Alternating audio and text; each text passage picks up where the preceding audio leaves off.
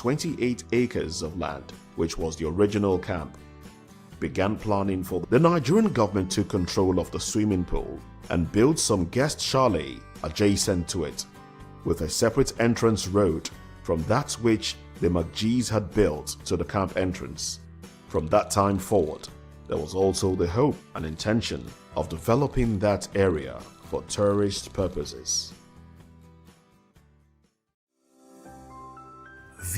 Thanks, Lord. Through top-notch programming, unbiased reportage of news, sports, business, entertainment, and cultural documentaries, Voice of the People 90.3 FM became a symbol for 21st century media. And now, a new baby is born. Voice of the People Television, VOP TV, youthful, full of vigor and penchant for excellence in the continent's media space, exposing the wrongs, applauding the rights, dissecting the news without fear or favor, through factual and accurate stories and contents. Corruption kills three things that makes a society.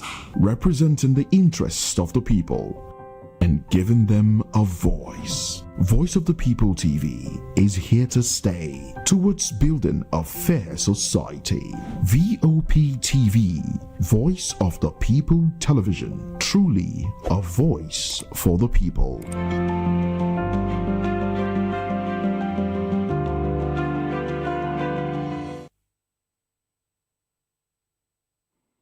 Hello there, good evening and welcome to Political Lens. I am Chukwuma Okoro. We are broadcasting on Metro SL TV channel 264 on YouTube and other social media platforms. We are at VOP TV Live. We encourage you to be a part of this conversation by calling in or sending WhatsApp messages to the number scrolling on your screen. Now, let's run into it. On the show today, Senate drops e-transmission of election results in the amendment. That is amendment of the Electoral Act that they just concluded. ADC fingers APC in attack on Edo ADC Secretariat. And Tinubu launches 25-year development plan for the Southeast. Well, we've been joined in the studio here in Lagos State. We are broadcasting from Barrister Darlington Agomo. He is a lawyer and a political affairs analyst. Good evening, Mr. Agomo, and thanks for joining me on Political Lens. Thank you, Mr. Kuro. My pleasure. Beautiful. Good to have you, sir. We have also been joined from our Abuja outstation by Abdul Rahim Ali. Mr. Abdul Rahim Ali is a journalist as well as a publisher and political affairs analyst. Good evening, Mr. Ali, and thanks for joining us on Political Lens. Yeah, good evening. The proper name is Abdul Hamid, not Abdul Rahim. Abdul Hamid. Oh, beautiful. Good. Thanks for that correction. Thank you. Abdul Hamid Ali. Thanks for joining us on Political Lens. We will be joined shortly from our Benin outstation or from Benin City by Mr. Chris Ojekere. Mr. Ojekere is an activist, he's a political affairs analyst and a member of the ADC. Gentlemen, thanks for joining me on Political Lens. Now, let's get into it. Nigerians from all walks of life have condemned the rejection of the electronic transmission of votes as a legal component of the electoral law. But the latest condemnation is coming from the Nigerian Bar Association, NBA, which has criticized the Senate for rejecting an amendment to the electoral amendment bill that sought to make electronic transmission of election results mandatory. The NBA described the decision as a setback to electoral transparency, democratic accountability, and public confidence in the electoral process. According to the NBA president, Afam Osigwe, senior advocate of Nigeria, the rejected amendment would have compelled INEC to upload polling unit results to the result viewing portal IREV immediately after results were signed and stamped. Instead, the Senate retained the existing provision that allows INEC to transmit results in any manner it prescribes, making it discretionary, at the discretion of INEC. Following deliberations at its National Executive Council meeting in Maiduguri, the NBA resolved that the National Assembly should revisit the decision and explicitly mandate. Going by the body language of the administration, it is said that by their fruits you shall know them. If the administration have been doing things in a clear-cut manner, if the administration have been following due process, if the administration is known to be upholding the rule of law, I will just go and sleep and say, yes, something is coming. But this administration, no way. So anybody who is expecting anything otherwise, that person must be living in a food paradise. Because from the beginning, what have they told? What have they shown to you? What have they, done that will give you that impression that something good is coming? Just one thing they have done. They can say, yes, this administration, I think they are coming. They are doing something nice here. Is it obedient to court order? That one is even the most annoying aspect of it. So the administration decide what they want and what they don't want. Sir, when you say the administration, the 2022 electoral law as amended was not signed into law by this administration. It was President Muhammad Buhari. So what has that got to do with? If the mistake was made by Buhari, why will you blame this administration? Look, can you just imagine? So since the Senate president has just said it, that he knows that electronic transmission of results is upmost in the people's mind, that it is also there in his mind, this and that. Then why didn't he do the needful here? You want to tell me that they have not been talking?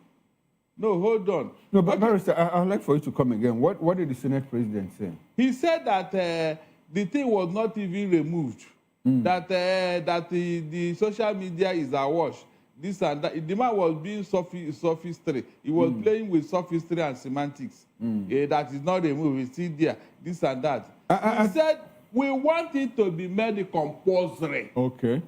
That is the actual word to be used. Is that not what Nigerians are demanding? Telling us that the thing is there. Yeah, we know it has been there, but what use? It's not helping our electoral system. That's why we said make it compulsory now, because in the last election, we saw what happened at the tribunal, where it is said that it is what? Beavers and RF are discretional. And we are not saying, okay, no problem. Oh yeah, this time around, we are going to make it legal. So that you can no longer give us excuse. Is that not what we said? So leaving it there does not help the situation, because that's what the Senate president is saying, that the thing is still there as they made it, that nobody should say that they removed it. Okay, I think the Senate president was basically reacting, to news out there that the Senate rejected it, that they dropped it. So the Senate president came to say, look, Nigerians, we didn't drop anything, The amendment simply said, okay, let us leave it as it is, as it were, according to the 2022 Electoral Act. No, I think that is basically what the Senate president he rejected the demands of Nigerians. Okay. Yes, that is the word here. The man thinks that he can be very clever. No, he's not clever. Nigerians are demanding that it should be made legal and compulsory. If you can combine the two words so that INEC, it will sink into their head. Or to put the word shall. So, and not may. So when those words were not used, of what use is he telling me now that the sin is still there, they did not remove it? Can you just imagine? You did not remove it. No, but Barrister, I'm not speaking for the Senate president, but I just told you why he made that statement. Because what we got out there, what was pushed out there was that, look, the Senate just dropped it completely. And he went back to say, look, we didn't remove it, it's still there. Barrister, okay. The demand of Nigeria. Okay, the demand of Nigeria. Because everybody sent their own memorandum. Okay. Everybody, Nigerians sent, this is what we want to, in the amendment. But the representative said, no, we can't do that. So that means they dropped. So do you blame the Senate? Anyway, blame the Senate president? Anyway, we still have an opportunity for them to do the right thing, because they say it is undergoing harmonization. Okay. That's what he said, though. Okay, we'll talk about that opportunity and whether the Senate will come up with something different. Let's run to Abuja. Let them harmonize well, because people are warming up for protests. Okay, all right. I hope that the protest will be peaceful. Let's run to Abuja, where we had Mr. Ali, a journalist and a public affairs analyst who joined us. Good to have you once again, Mr. Ali. Now, how will you react to the situation? And it was in the cover of the dark. There was no light at that point. Do you think, in all fairness, that Nigeria is ripe for electronic transmission of results? In all fairness, I want to believe that Rome was not built in a day. We can't really be talking of perfection, but we would have still given it a try. But on the part of the government, they might be looking at this from the perspective from which you have spoken, that we are not totally ripe for it. Take, for instance, even this live program that we are having, you try to connect from Abuja, Lagos, and Edo, I presume. We cannot have 100% guarantee and assurance that between now and the end of the program, we're going to have free transmission of this program. You understand, without interruption.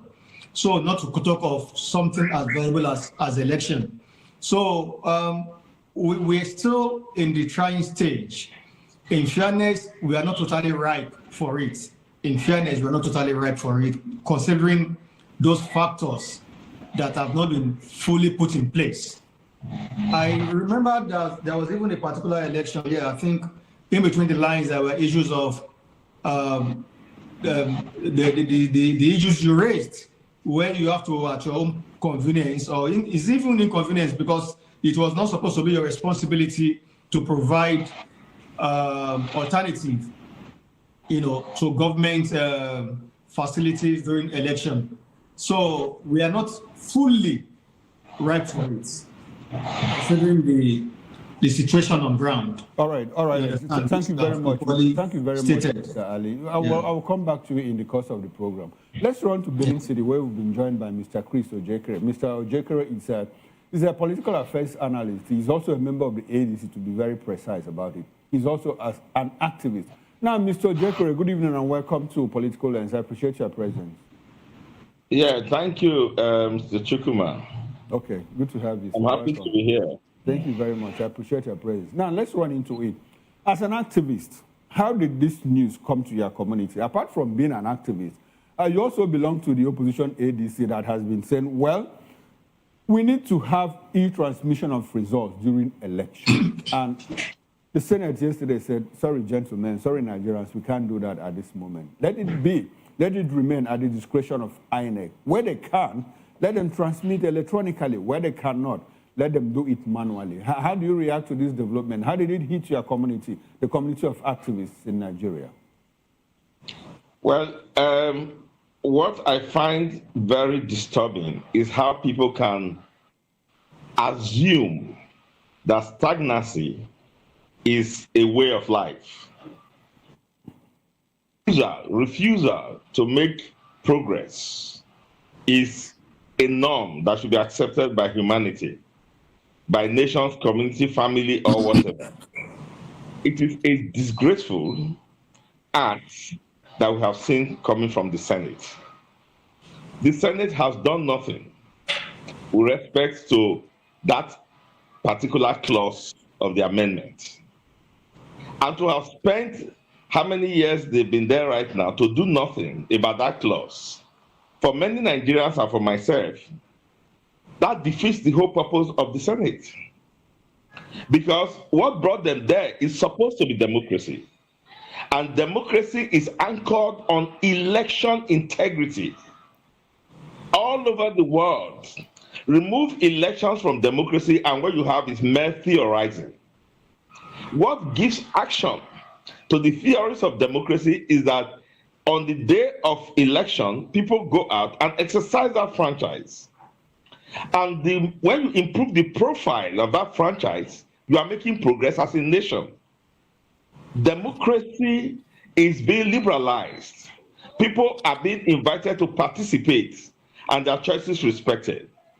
And what that clause seeks is to improve the integrity of the electoral process. So we improve the profile of our democracy and prove that our leaders are there by popular choices of the Nigerian people. So I was shocked. Everyone who waited and wanted democracy in Nigeria were shocked that up to today, when did we start talking about electronic transmission or electronic usage in our electoral process? Is it today? Don't you have a partial part of it in the Constitution? All we wanted the Senate to do was to make a pronouncement that would make it wrong for INEC to be the ones that would decide what mode we use for our elections. More so because INEC has been given that opportunity, and the elections they left in their trail have caused so much acrimony, disagreements, anger, court cases in this country that Nigeria today is totally polarized, arising from election disputes. And we have one little magic wand that will just push, and then will take away at least 70% of the problems that follow election. And that is to give people hope and faith in the electoral process. By allied technology, we are using our cell phones, GSM, and Android phones. It's working.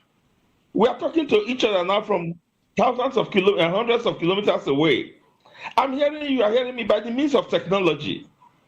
Is it rocket science to do electronic transmission? Chris. Do we need to import another science that is not in this globe Chris, to achieve that? I want to ask you the question. Year in, year out. Okay, Chris, I'd like to ask you the question that I asked Mr. Abdul Hamid Ali. In all fairness, do you think that we are ripe, for transmission of results? I ask that in the light of the fact that we might have connections, you and I, because I'm in Lagos City and you are in Benin City. There are mastheads everywhere. Let's do the numbers. We have 774 local government areas in Nigeria. We have how many? 20-something thousand polling booths? Is it possible that in half of those polling units, that there will be connectivity as at the time that we conduct elections and try to transmit it? Let us be very fair to ourselves. We have situations where we have downtime, internet downtime, even in our banking transactions. You make transactions. When you go to, banking halls, the customer care unit is filled with people complaints. I did a transaction. They debited me. They didn't credit the creditor and all of that. So in all of this, in all fairness, do you think that we are ripe for this e-transmission of results? You see, Chukuma, you are isolating a connected matter. That's the point we're making. Were we ripe in Jonathan's second tenure? No. Were we ripe in Buhari's first tenure? No. Were we ripe in Buhari's second tenure? No. Well, are we ripe now in Tinubu's first tenure? No. The fact of the matter is that we have no intention to be ripe. If we wanted to be ripe, and started since Jonathan's days, when these issues of electronic voting and electronic transmission was brought up by the then Senate, and then the going back and forth. So we cannot continue to give excuse for stagnancy. It is our irresponsibility, our fault, our refusal to be ripe. You are not going to have the system ripen itself. It's not mango tree that uses organic process to ripen. Man have to sit down and work out his ripenability, if you will let me borrow or coin that word. So the point I'm making to you is that when a Democrat so-called came into power 3 years ago, he knew there would be election in 4 years' time. All this matter, all are interconnected. So nobody's going to begin to tell me about being ripe or not being ripe when MTN, which is a private company, even if it's owned by maybe South African government, I know it's a South African company, I don't know whether the government has shares in it, manages to be ripe enough, at least to provide services enough to satisfy us. And so it's Glo. And we have a government that is so rich, that is one of the richest economies in Africa, by our shared riches, and we say we are not ripe. When are we ever going to be ripe? We're not going to be ripe in 2027. We're not going to be ripe in 2031. So we have refused to be ripe. The system owners and the system beneficiaries have refused to sit down to say, let's ripen, so to speak, this democracy. Okay. It's technology. We still have enough money today if we have to invite, if it's not going to be treasonable, if we have to hire companies in the world to come and do our election for us using technological processes and technological instruments and infrastructure.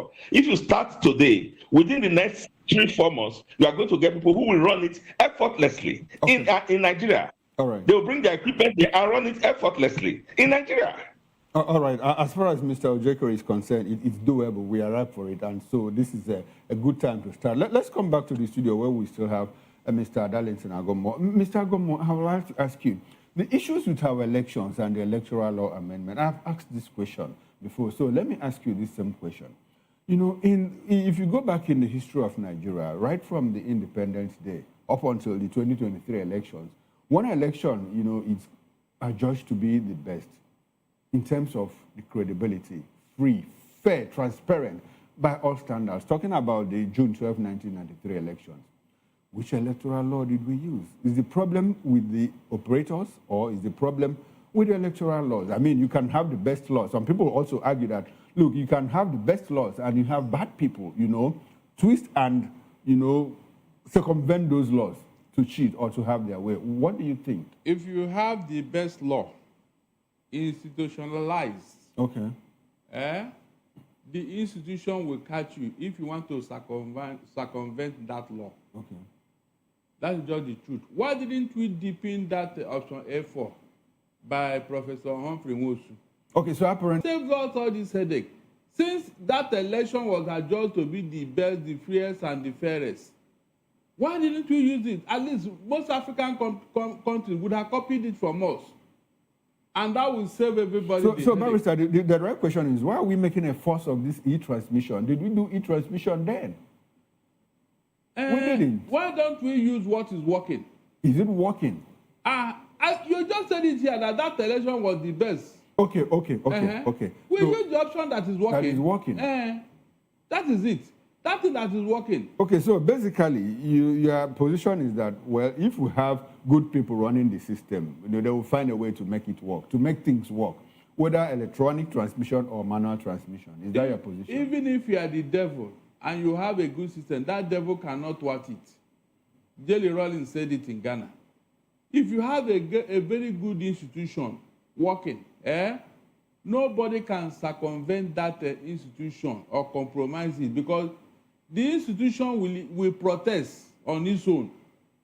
The institution will say, no, I'm not going, on its own. But when you have a bad system with bad people, Mr. Okoro, there's no remedy.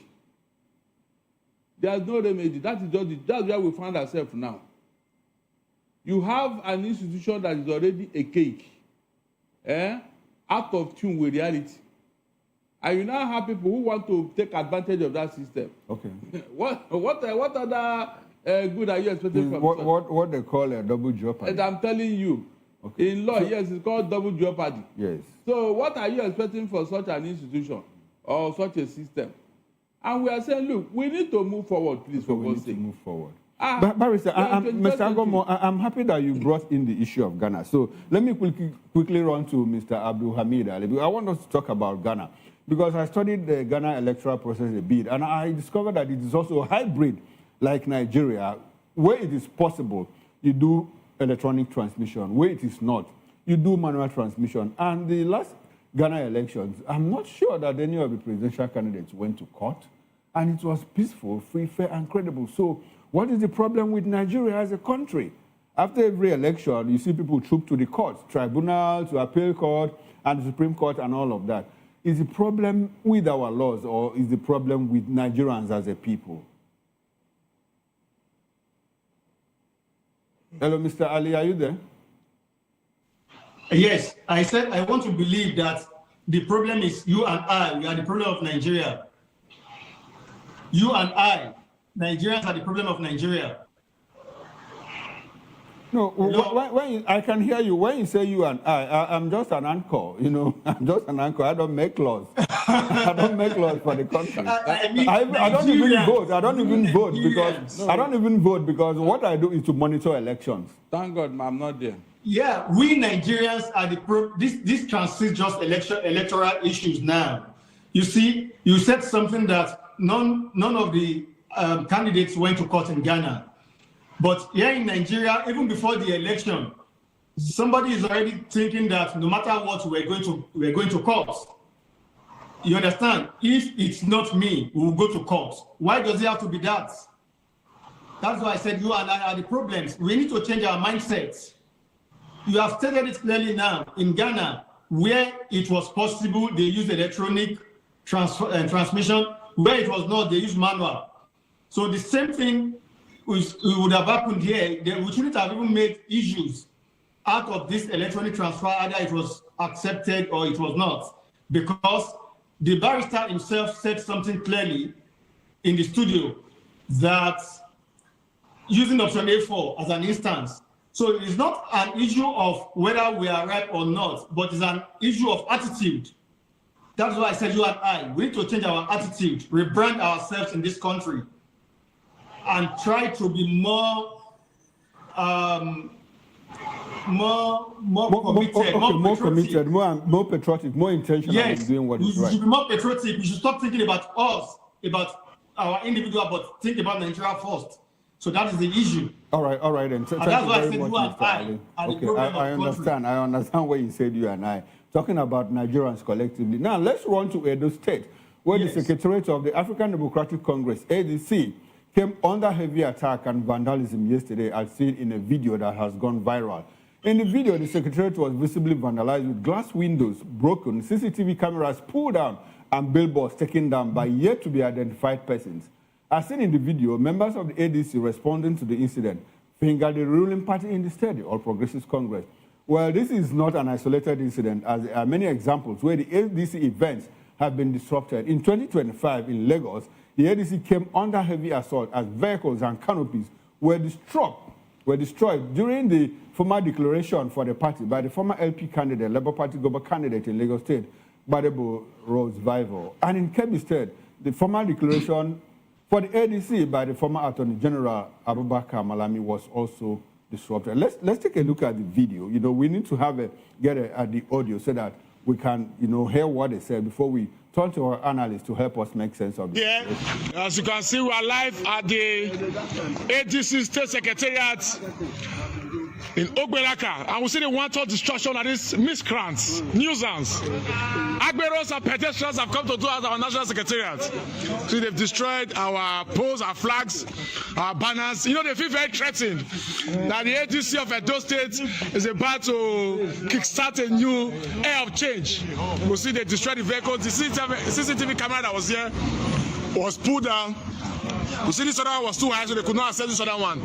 They destroyed, look at the stones they're using in breaking our glasses, just because they don't want opposition to thrive, which is practically impossible.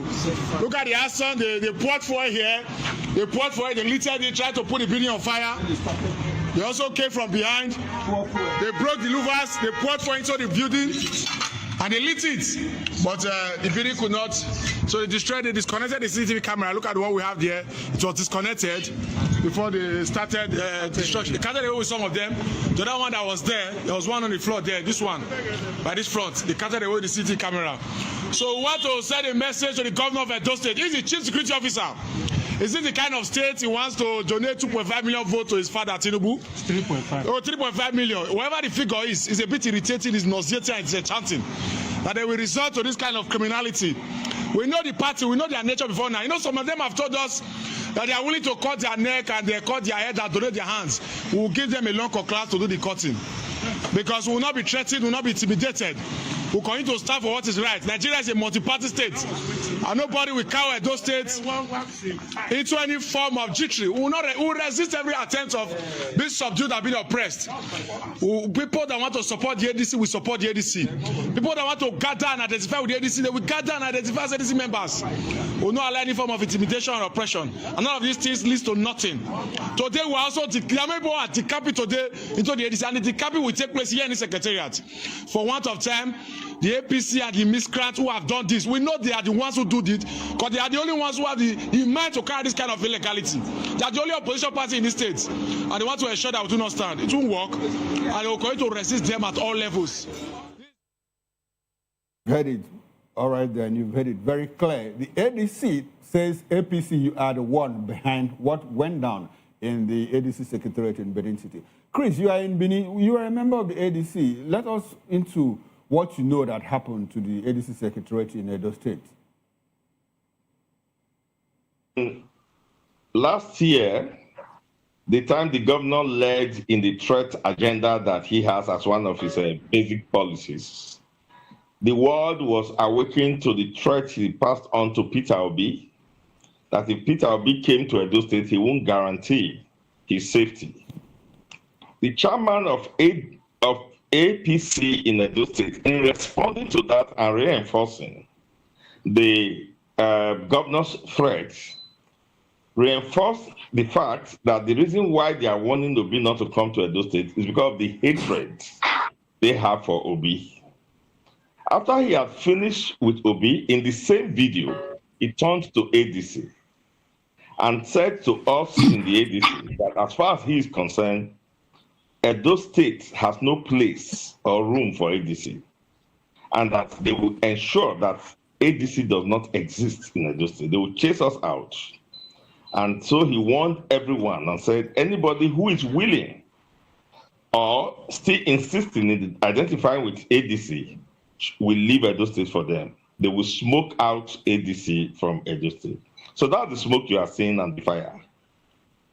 And I have put up an article about that and pasted the video with the article. Okay. So that people will remember that eventually Jared Tenebe, the chairman of APC in Edo State, have attempted to carry out his threat. But what is interesting to us is this, and this is what's happening between the hours of 7:50 and 8:10.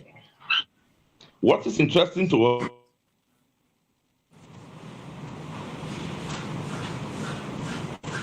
was prepared this attack. It was the people of Edo State who were around the neighborhood, who heard unusual noise from our secretariat, that repaired this attack, mobilized, and as they were repairing the attack, they called us.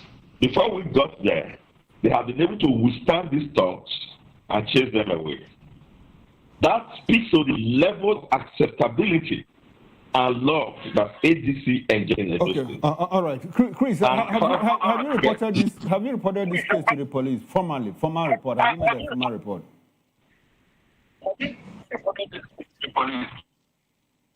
Oh, that same night, we brought the DFS, the 10 gallons of PMS that they brought there is with the DSS as we speak. We brought the DSS, said that the police, that the place is a big activity since that night till now. Press. All right. Chris, the network is not very. The network is not very friendly, and so security agencies have come to. Okay, you have reported formally to the police and the DSS. Well, let's see what happens in the coming days. The network is not very friendly, so we'll have to come back to the studio as the tech team tries to fix that. Barrister Darlington, has it become a pattern? Any place the ADC wants to set up, they'll be disrupted. I gave you the instance of what happened to GRV, when he declared for the ADC in Alimosho. PW was built to be there, Arabeshola was built to be there, but vehicles were destroyed, the canopies destroyed, and they said, look, you can't hold here, even when they had authorization, when they had received approval to use that small stadium, they came and chased them away. When they went to another place, the same thing happened. And if you go to Kebbi State, you recall the incident that happened to Malami, when he was still a free man. He tried to declare for the ADC, and they said, why are you passing through the APC offices in Kebbi State and all of that? So has it become a pattern? Does it look like the ADC is a veritable threat, to any political party or even to the ruling government, to be very precise? No, I have told you here that by their fruits you shall know them. It is a pattern for APC not to tolerate opposition. It is their usual pattern. But every Nigerian knew how PDP pampered them. How PDP nurtured them to come into existence. Now, they don't want to tolerate any opposition. And they are doing it in a very crude manner. Because by the time this thing escalates now, they will tell you that those miscreants, those thugs are not their member, that they are acting on their own.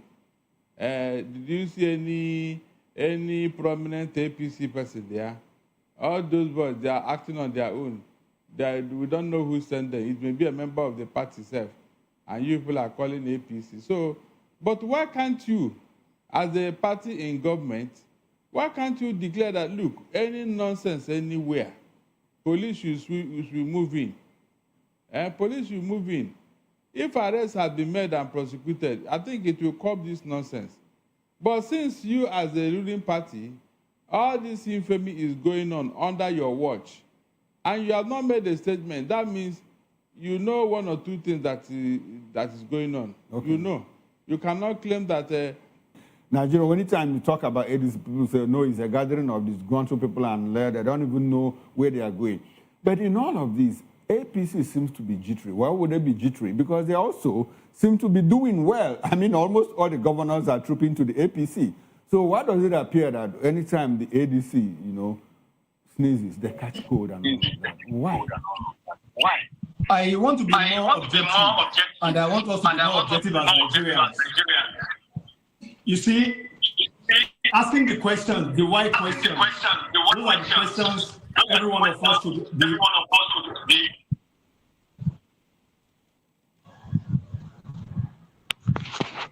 Go ahead, Mr. Ali. I need for you to unmute your mic so that I can get your audio feed. Mr. Ali, I lost your audio, so I need for you to unmute so that I can get your feed.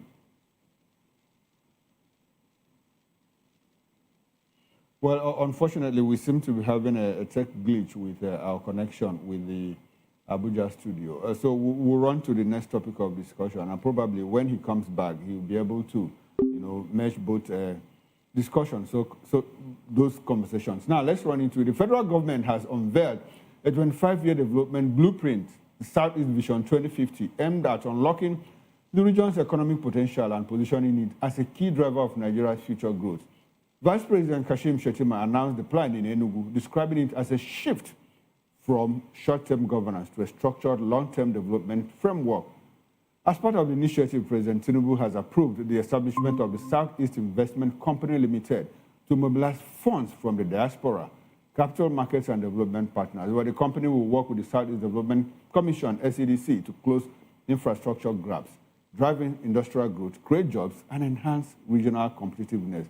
Governors of the Southeast states, development partners, and stakeholders unanimously endorsed the vision, calling it a historic step towards regional integration and economic transformation. Where Speaker stressed unity, transparent leadership, youth inclusion, and effective implementation as crucial and critical to translating the vision into tangible improvements in livelihoods, security, and prosperity across the region.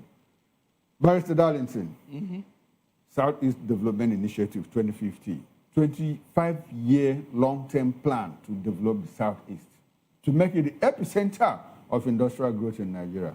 How do you see this development? How do you react to it? They should take it elsewhere because we don't need it. Barrister, I'd like for you to take that again. I said that development plan for the Southeast, the federal government cannot tell me that they are sincere with that project. After all, we have a Southeast Development Commission. But they say they are going to work in conjunction with them. Mr. Okoro, let them give us the enabling environment. We can do it ourselves. Which is what they are trying to create. This one that says close infrastructure gaps. That's what they said. They will not do that. This time is just for vote. It's for election. If you leave all this, we know better. Okay. Have they developed Southeast before? No, that's what they are trying to do. Have they done it before? So it is now they want to do it, and it's a Shettima of all people.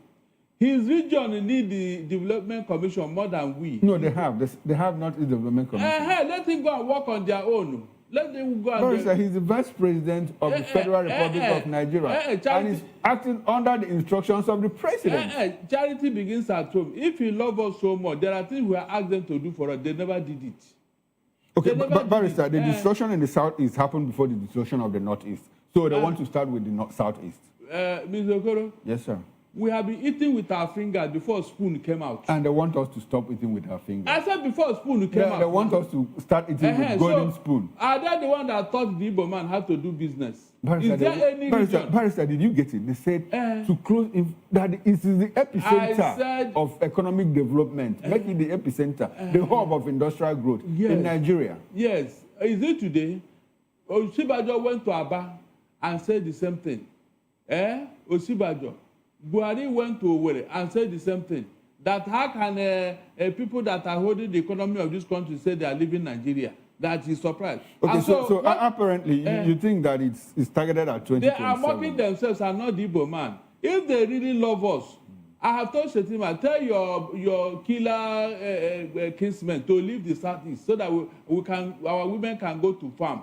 We can do things as we used to do it before. Is it not your people that are causing security over there? What are they doing there? Okay, Barrister, I thought this news would be very exciting to Barrister, what is exactly to Mr. Agoma, but unfortunately it is not. Let's run to They Benin have City. told us things before that never worked. Barrister, They have told us. we're out of time. Let's run to Benin City and get the view of the opinion of Mr. Chris Ojekere. Chris, how do you react to this 25-year development plan for the Southeast, to make it the epicenter, the industrial hub of development in Nigeria? How do you react to this development? Hello? Oh, okay. Unfortunately, I understand that we've lost connection with Mr. Chris Ojekere. I would have loved to get his opinion on this. Now, let's run to Abuja, where we still have Abdul Hamid Ali. Mr. Ali, I would like for you to, if you can, you merge your view or that the internet didn't allow you to conclude with this question that I'm asking now. Southeast Development Plan, 25-year, 2050, by the federal government to establish, to close infrastructure gaps in the Southeast and make it industrial hub for development in Nigeria. How do you react to that? If you can merge both conversations, and that will be your concluding thought as well. Yeah, thank you very much. I actually would like to amend it because in the first instance, I said earlier that the problem of this country is we Nigerians. Now, to start with, we said it was reported that ADC Secretariat was attacked and allegations were being made targeted at APC. This should not have been. From the analysis given by the other analysts from Edo, he said he operated for a period of about an hour. And for this period, he only said that they were chased away. Logically, it's cause for questioning. Why would they be chased away? An hour is enough for police to have been mobilized to get to the scene and get people arrested. Why should the people of ADC chase APC people away? So what I'm saying is that even those that chase them away should have apprehended some of them and hand them over to the police. Nigeria has outgrown a situation where people will just wake up and tell us stories that are not. Incidentally, I'm a member of APC. And Mr. President has said when he was talking, he was not talking about making Nigeria a one-party state. No. He said that he's going to defend his party. He's not going to help others in sharing their problems. So we are not supposed to come and start pointing accusing figures at APC. Okay, all right, no. good. Mr. Ali, no. Your thoughts on the Southeast Development Plan. So now, on the issue of Southeast Development, we see this is Nigeria. The Southeast Development is Nigeria affair. The government is saying that they have to develop Southeast. If this development has not been proposed, we same Nigerians will say, oh, other parts of Nigeria is being developed and there is nothing proposed for Southeast. So as long as Nigerians remain Nigeria remain Nigeria, irrespective of who wants it or who doesn't want, government has to do what is supposed to be done. Okay. And it's in government's proposal, it's government plan. Our representative are in National Assembly. We have governors over there. What should be done to Southeast has been proposed by the federal government and it has to be done. Whoever doesn't want to be part of it can equally say, okay, when the development comes, he doesn't want to be part of the development. Okay. But all right. Yeah, so that's my all right. That's your opinion, and I will take it as a concluding thought because we're out of time. Thank you very much. Yeah, Barrister, I'm coming back to you. All the while, these things have been happening to the opposition. Has anybody been arrested? Just be sincere to yourself. Each time ADC or any other opposition is holding meeting or whatever, Mr. Okoro, some thugs from nowhere will come and vandalize and disrupt everything in Lagos, everywhere in Nigeria. So, you mean police were not told, and what were they doing? The way he's saying it is as if the opposition don't know what to do. When they will report to you and you just look the other side, what do you want them to do, Mr. Okoro? No, tell me. Are you telling me that this thing has not reported to the police? And who was arrested? Mr. Ojekere said they've reported to the police and the DSS. Oh, so what happened? What happened? Because the man that spoke like didn't hear when he said it. He didn't hear. He didn't hear that one. That's the problem with us. Instead of how to call a spade, so that we can move forward, we pretend about everything. Why is it always the opposition? But when APC want to hold their own in Sokoro, nobody will harass anybody. Maybe because the people are satisfied with what Yes, they do. exactly. No, I'm just asking. Yeah, I'm no, not it's saying. true, it's true. Yeah, let us continue to pretend. You know, I have chosen a position of joining them in telling lies so that Nigeria can move forward. Abi, when you see bad thing, don't talk about it. Let me see how that will move Nigeria forward. Because when you say it, they say you are accusing APC. You are always accusing APC. But are they not supposed to be looking at those things we are pointing at? Every time any opposition want to do something, especially in Lagos here, they will vandalize everywhere, chase everybody away. And nobody's arrested. And nobody's arrested. Nobody's arrested. That's they act with impunity. That nothing will happen.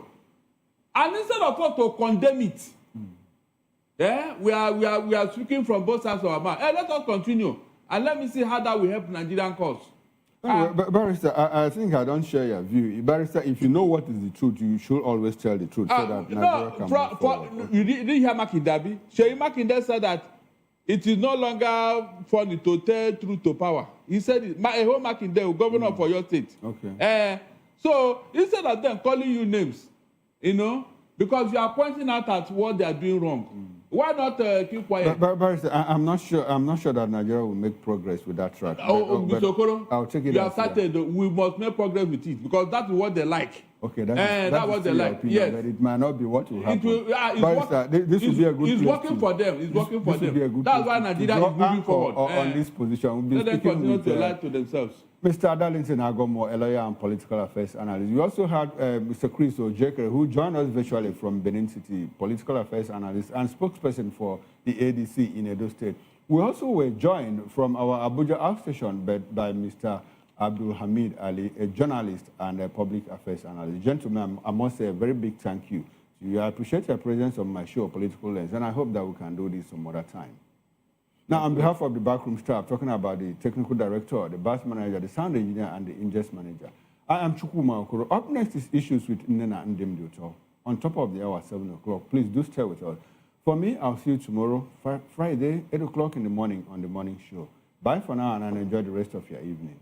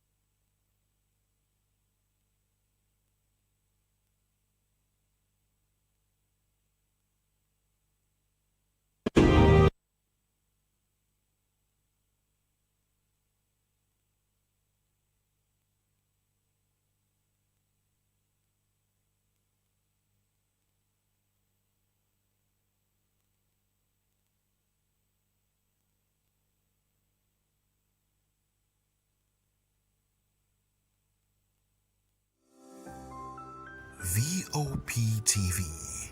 Now, you have more than a voice. In a world where power shifts with every headline. In a nation full of questions. In a world filled with noise, the truth needs a voice. The policies that shapes our world and the economy that determines our future. Every hour, every day, the grapevine keeps buzzing. And together, we are committed to telling the stories that shape our world, because your voice is our focus. Don't forget, our voice matters the most. Let us come together and share our concerns.